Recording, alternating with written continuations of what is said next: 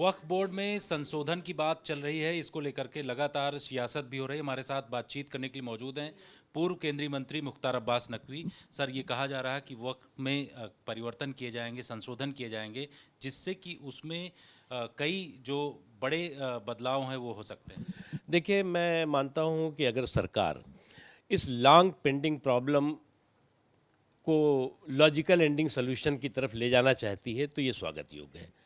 और जहाँ तक वक्फ की व्यवस्था का सवाल है, सिस्टम का सवाल है, उसको आप टच मी नॉट मत बनाइए।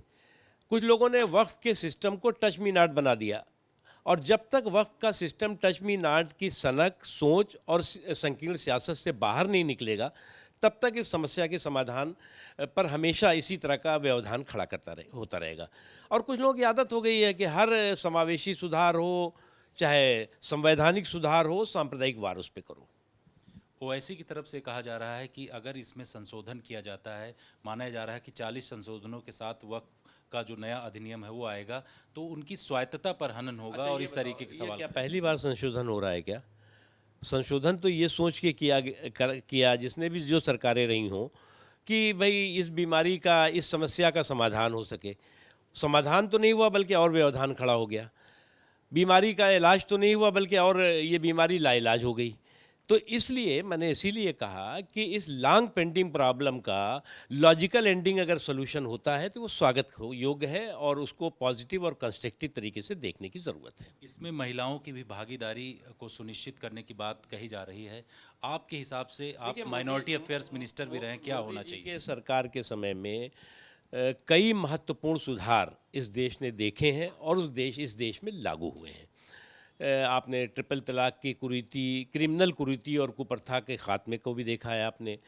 उसके अलावा जो है वो आपने कई ऐसे महत्वपूर्ण और सुधार देखे हैं जो कि आज देश इस बात को महसूस कर रहा है, एहसास कर रहा है कि ये सुधार देश वक्त की ज़रूरत थी, देश की ज़रूरत थी। तो इसलिए ये सुधार हो रहा है, तो ये इसको हमें इसका स्वागत करना होगा। सर, असम सरकार लव जिहाद और लैंड जिहाद के को लेकर के कड़ा कानून ला करके आ रही है, और ये कहा जा रहा है कि वहाँ पर भी उम्र कैद की सज़ा होगी, जैसे उत्तर प्रदेश। देखिए, फोर्सफुल कन्वर्जन हो या फ्रॉडलेंट कन्वर्जन हो या जो है फंडेड कन्वर्जन हो, मतलब चाहे वो मतलब ज़बरदस्ती धर्मांतरण किया जा रहा हो, चाहे जो है वो धन बल के आधार पे धर्मांतरण किया जा रहा हो, या ज़ोर ज़बरदस्ती या जो है वो लालच से दे करके धर्मांतरण किया जा रहा हो, वो क्राइम है। और इस क्राइम को किसी भी तरह से जो है वो जस्टिफाई किसी को नहीं करना चाहिए। शुक्रिया सर।